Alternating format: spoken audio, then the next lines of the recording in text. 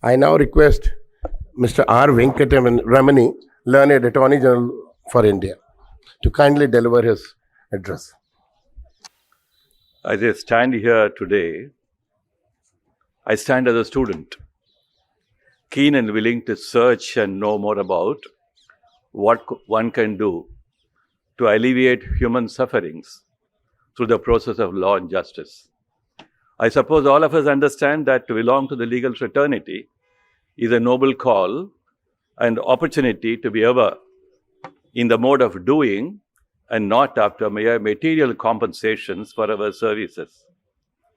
The nation today, in order that enable to rise to higher levels of social, political, and economic achievements, demands from us celebrating diversity in unity, celebrating diverse differences with togetherness, and welcoming creativity and innovations from all quarters, that new forms of social wealth are generated for all, laying an orderly process of equality realization, which is a daunting challenge. The Constitution Day is the day of Thanksgiving first, remembering with respect and regard every one of the members of the Constituent Assembly for the wonderful gift given to us.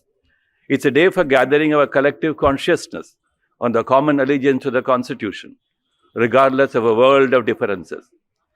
It's a day when we assemble at as many places as possible to remind ourselves on the task to be done as a nation and as individuals. It's a day when the legal fraternity, in particular, will solemnly affirm to our common commitments to enhancing justice and access to justice. It's also a day when we place a mirror unto ourselves and ask searching questions about days and time spent without looking at the poor, the deprived, and the forsaken. But it will be a good day if we stop being cynics, ever in critical mode, but share what we can collectively do. It will also be a good day if governance institutions open up their books of performance and accounts and ask open questions about performance deficits.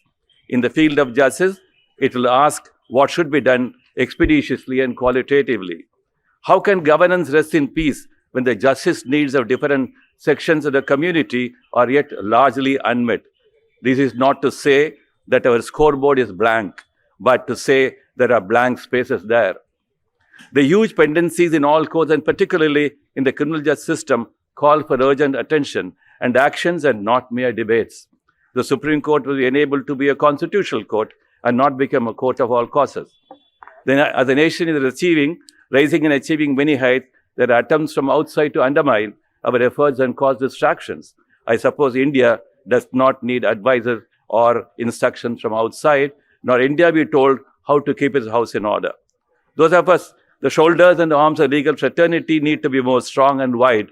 And what more solemnly can happen today with these thoughts in all our minds? Jai Bharat.